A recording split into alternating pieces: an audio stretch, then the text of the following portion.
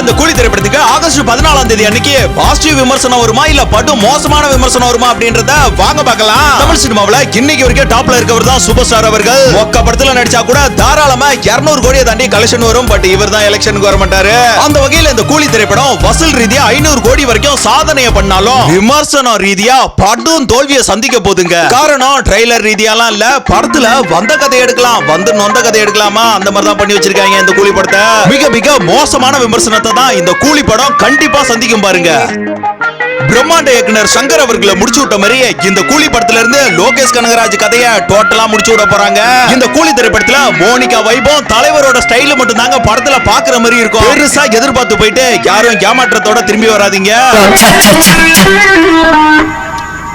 இது எப்படி சொல்ல மாட்டானே, எப்படி சொல்லுவ? இப்படிலாம் சொன்னா உங்களுக்கு எவ்வளவு கோபம் வருது. ஆனா தமிழ் சினிமாவை அடுத்த கட்டத்துக்கு கொண்டு போறதுக்காக இந்த மனுஷன் எவ்வளவு கஷ்டப்படுறாரு தெரியுமா? சோ தயவு செஞ்சு சொல்றேன், இந்த படத்தையாவது 1000 கோடி அடிக்கிற அளவுக்கு நம்ம தமிழ் சினிமா ஆடியன்ஸ் எல்லாம் சப்போர்ட் பண்ணுங்கய்யா. ஜனநாயகன் படத்தை அப்புறம் கொண்டாடிக்கலாம். கண்டிப்பா தரமான கதைகளத்தோட தான் களமாடி இருக்காரு நம்ம லோகேஷ் கனகராஜ் அவர்கள். ஆகஸ்ட் 14 அன்னைக்கு பாசிட்டிவ் விமர்சனம் தாராளமா வரும் பாருங்க.